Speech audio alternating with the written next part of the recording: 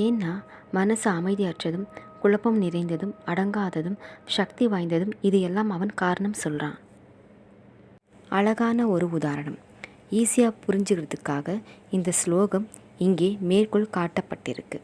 இங்கே இந்த ரதம், இந்த உடல், 5 புலன்கள், கண், காது, மூக்கு, வாய், இந்த உறுப்புகள் எல்லாம் இருக்குது. இது 5 புலன்கள் குதிரைகள் 5 புலன்கள் மாதிரி. இதில் பயணிக்கக்கூடியவர் ஆத்மா, மனசு ரதத்தை ஓட்டுது, புத்தி வந்து கட்டுப்படுத்துது. ஸோ இப்போது புலன்கள் ஒவ்வொரு திசையிலும் எடுத்துட்டு போச்சு அப்படின்னா அதை உறுதியான புத்தியை கொண்டு அதன் மூலமாக மனசை கட்டுப்படுத்தி இந்த குதிரைகளை அடக்கணும். இல்லைன்னா ஆத்மா போய் சேர வேண்டிய இடத்துக்கு போய் சேர முடியாது. மனம் புத்தியினால் வழிகாட்டப்பட வேண்டும். ஆனால் சில சமயங்களில் மோசமான வியாதி சிறப்பான மருந்தையும் வென்று விடுவதைப் போல பலமானதும் அடங்காததுமான மனம் ஒருவனது சுய புத்தியையும் அடிக்கடி வென்று விடுகிறது. இத்தகு பலமிக்க மனம் யோக பயிற்சியினால் கட்டுப்படுத்த வேண்டும். ஆனால் அர்ஜுனனை போன்ற சாதாரண மனிதனுக்கு இது என்றும் அசாத்தியமே. அப்படி இருக்க நவீன மதனை பற்றி நாம் என்ன சொல்ல முடியும்? இங்கே கூறப்பட்டிருக்கும் உவமை பொருத்தமானதும் வீசும் காற்றை யாராலும் கட்டுப்படுத்த முடியாது. குழம்பிய மனதை கட்டுப்படுத்துவது அதைவிட கடினமானதாகும். ஸோ அப்போ என்னதான் தீர்வு? சைதன்ய மகாபிரபு சொல்கிறார், மனதை கட்டுப்படுத்த எளிதான வழி முக்திக்கு மிகவும் உகந்த ஹரே கிருஷ்ணா மகாமந்திரத்தை பணிவோடு ஜெபிப்பது தான். ஹரே கிருஷ்ணா மகாமந்திரத்தை ஜெபிப்பது மட்டும் சொல்லலை, பணிவோடு ஜெபிக்கணும் அப்படின்னு சொல்கிறார். திருநாதபி சுனிச்சேன தரோரபி சகிஷ்ணுனா அமானினேன மானதேன கீர்த்தனிய சதா ஹரிஹி. ஸோ சதா சர்வ காலம் ஹரி கீர்த்தனத்தில் ஈடுபடணும்னா இந்த குணங்கள் இருக்கணும், பணிவோடு இருக்கணும். ஸ்லோகம் சொல்கிறது ரொம்ப சுலபம்.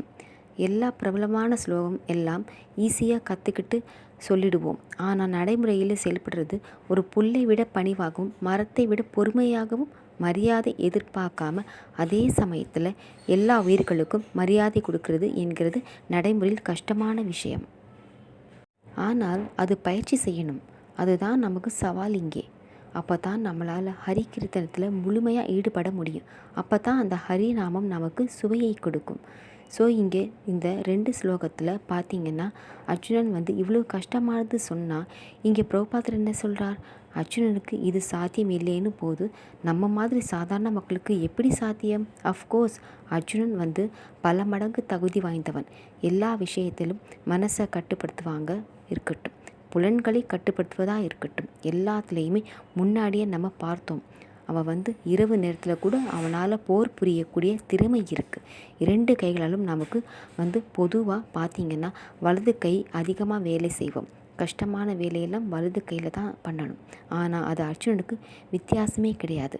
2 கையிலையும் ஒரே மாதிரி வலது கையில் பழக்கம் இருக்கிறவங்க நம்ம வந்து இடது கையை வில்லை பிடிப்போம், வலது கையால் அம்பை விடுவோம். ஆனால் அர்ஜுனன் 2 கையளவையும் சேர்த்து செய்ய முடியும். அது மட்டும் இல்லை, பகவானுடைய மிக நெருங்கிய நண்பன், மிக உயர்ந்த பக்தன், பல மடங்கு நம்மளை விட எல்லா குணத்திலையும் உயர்ந்திருக்க அப்படிப்பட்ட அந்த அர்ஜுனன் நாளே முடியலை அப்படிங்கிறார். அப்போ நம்மளால் எப்படி முடியும்? ஸோ குறிப்பாக பாண்டவர்களுக்கு கூப்பிட்டு வில் வித்தை கற்றுக் கொடுக்கிறார். ஸோ மனசு எப்படி வந்து இலக்கை நோக்கி நம்ம நிறுத்தணும், நம்ம அம்பு விடும்போது மனசு வந்து அங்கே இங்கே சிதறாமல் நம்ம ஒரு நிலையாக பார்த்துட்டு இருக்கிறார். எப்படி சொல்லி கொடுக்குறோம் என்பது சொல்லி கொடுக்கிறார். ஒரு மரம் இருக்குது, அந்த மரத்தில் வந்து பறவையோட பொம்மையை வச்சு இருக்கிறார். பறவை மேலே இங்கே குறி பார்க்கணும், இவங்களுடைய இலக்கு அந்த பறவை அடிக்கணும்னு இருக்குது. ஸோ அப்போ முதல்ல யுதிஷ்டர் கூப்பிடுகிறார். துரோணர் யுதிஷ்டர் வர்றார், வில்லு அம்பை எடுத்துட்டு தயாராக நிற்கிறார். என்ன தெரியுது அப்படிங்கிறார். மரம் தெரியுது என்றார். வேற என்ன தெரியுது? அந்த மரத்தில் ஒரு கிளை இருக்குது, அந்த கிளையில் ஒரு பறவை இருக்குது. அப்போது வில்லை வச்சுட்டு வந்துரு அப்படிங்கிறார். ஸோ அதே மாதிரி ஒவ்வொருத்தராக கூப்பிடு, எல்லோரும் வந்து கிட்டத்தட்ட எல்லோருமே அதே மாதிரி சொல்கிறார். அர்ஜுனுடைய டர்ன் வரும்போது அர்ஜுனன் வந்து வில்ல அம்பை எடுத்து தயாராக இருக்கான். அர்ஜுனன் கேட்கிறார், மரம் தெரியுதா? இல்லை. கிளை தெரியுதா? இல்லை. அப்போ என்ன தான் தெரியுது? அந்த பறவையோட கண்ணில் இருக்கக்கூடிய அந்த கருவிழி மட்டும்தான் தெரியுது. அப்படின்னா அவருடைய மனசு எந்த அளவுக்கு அவனால் ஒரு நிலைப்படுத்த முடியுது, அந்த அளவுக்கு அவனுடைய கட்டுப்பாடு இருக்குது அப்படிங்கிறது அது உணர்ந்தும் இல்லையா? அந்த அளவுக்கு தகுதி வாய்ந்த மனக்கட்டுப்பாடு, புலன் கட்டுப்பாடு இருக்கிற அர்ஜுனனால் சாத்தியம் இல்லைன்னு சொல்லி இங்கு நிராகரிக்கப்படுது இந்த யோக பயிற்சி. ஸோ அப்போ இந்த சாமானிய மனிதர்கள் ஆனால் நமக்கு எப்படி சாத்தியம்ன்றது தான் இங்கே பிரபுபாதர் விளக்குகிறார் நமக்கு. ஸோ அதனால் இந்த யோக தியானம் இது எல்லாம் பேர் சொல்லி நம்ம ஏமாற்றிட்டு இருக்க வேண்டிய அவசியம் இல்லை.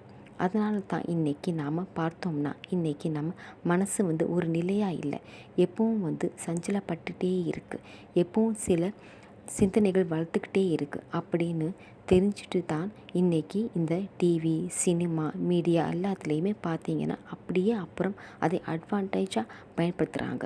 ஏன்னா அவங்க நம்மளை சிந்திக்க விடுவது கிடையாது.